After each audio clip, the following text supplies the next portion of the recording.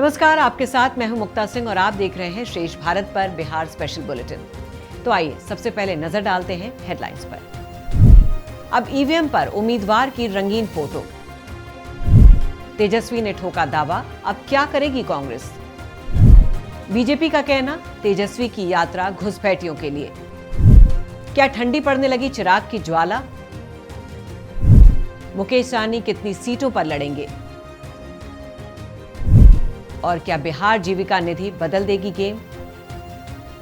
बिहार में मतदाता गहन पुनरीक्षण यानी एसआईआर पर हो रही किरकिरी के बीच चुनाव आयोग ने एक अच्छी खबर दी है।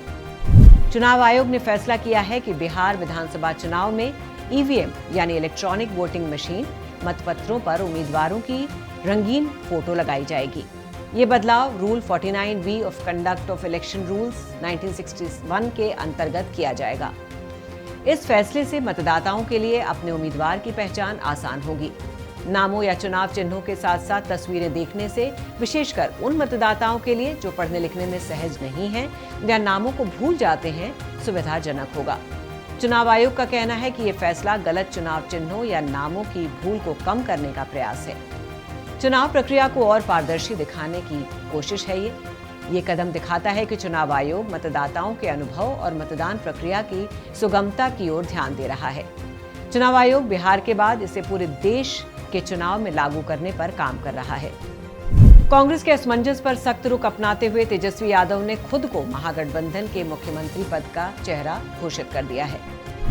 आरजेडी नेता तेजस्वी यादव ने बिहार अधिकार यात्रा में मिल रहे समर्थन को देखते हुए नालंदा में फिर कहा कि वो महागठबंधन यानी इंडिया ब्लॉक के मुख्यमंत्री पद का चेहरा है।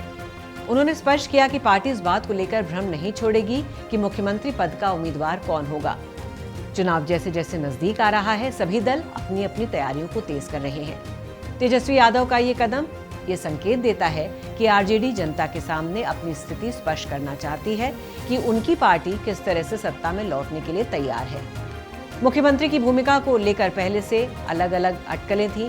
गठबंधन में संतुलन, सीट अलॉटमेंट आदि की बातें चल रही थी। ये बयान उन अटकलों को दबाने की कोशिश भी हो सकता है। बीजेपी ने तेजस्वी यादव की बिहार अधिकार यात्रा पर निशाना साधा है। बिहार में तेजस्वी यादव की बिहार अधिकार यात्रा पर बीजेपी ने कहा है कि ये यात्रा राहुल गांधी की वोटर अधिकार यात्रा का जवाब है। बीजेपी नेताओं ने तेजस्वी पर जनता को गुमराह करने और वोट बैंक के लिए बांग्लादेशी घुसपैठियों को शामिल करने का आरोप लगाया है।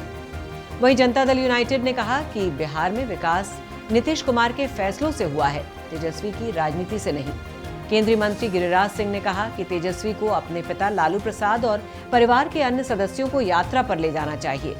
उन्हें प्रधानमंत्री नरेंद्र मोदी और मुख्यमंत्री नीतीश कुमार के नेतृत्व में बिहार का विकास देखना चाहिए।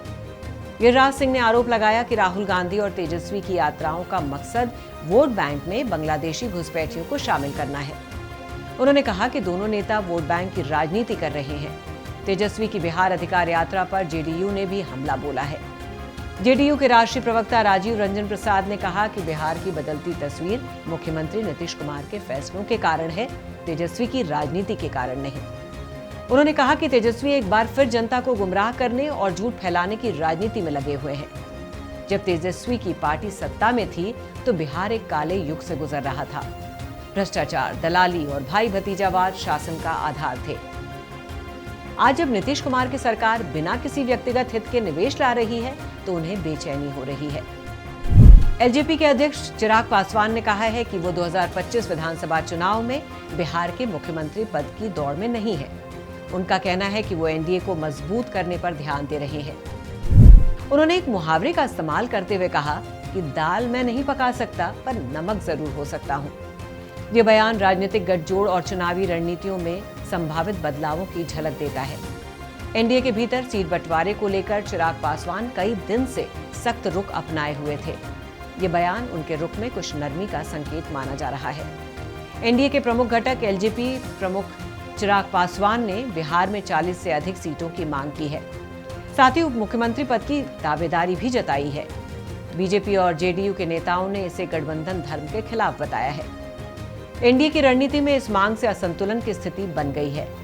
सूत्रों के मुताबिक बीजेपी नेतृत्व चिराग को मनाने की कोशिश कर रहा है। लेकिन जेडीयू इस मांग को लेकर सख्त रुख अपनाए हुए है। एनडीए और इंडिया दोनों गठबंधनों में शामिल क्षेत्रीय दल बड़ी मांगे कर रहे हैं। महागठबंधन में शामिल वीआईपी प्रमुख मुकेश सहनी ने महागठबंधन से 60 सीटों की मांग की है और उप मुख्यमंत्री पद की दावेदारी भी जताई है। उन्होंने कहा कि हम मछुआरा समाज की आवाज हैं और हमें सम्मान मिलना चाहिए। तेजस्वी यादव ने इस पर कोई स्पष्ट प्रतिक्रिया नहीं दी, लेकिन सूत्रों के अनुसार वीआईपी को 20 से 25 सीटें दी जा सकती हैं। ये मांग महागठबंधन के अंदर संतुलन साधने की चुनौती को दर्शाता है। आइए अब आपको बताते हैं बिहार जीविका निधि के बारे में। प्रधानमंत्री नरेंद्र मोदी ने बिहार के महिलाओं के समूहों को बिहार जीविका निधि के नाम से एक बड़ी धनराशि करीब 105 करोड़ रुपए ऑनलाइन ट्रांसफर करने की पहल शुरू की है। इसका उद्देश्य महिलाओं की आर्थिक भागीदारी, स्वरोजगार और स्वयं सहायता समूहों को सशक्त करना बताया जा रहा है। स्थानीय स्तर पर यह धनराशि समूहों के लिए व्यावसायिक गतिविधियों, सूक्ष्म उद्योग और सामुदायिक उद्यमों के लिए महत्वपूर्ण पूंजी बन सकती है। महिलाओं को प्रत्यक्ष लाभ मिलने से विशेषकर ग्रामीण अर्थव्यवस्था और घरेलू आय में वृद्धि की उम्मीद है। हालांकि बड़ी चुनौती ये है कि ये धनराशि पारदर्शी तरीके से पहुंचे, प्रशिक्षण और बाजार संपर्क उपलब्ध कराए जाएं और इसकी पूरी निगरानी हो।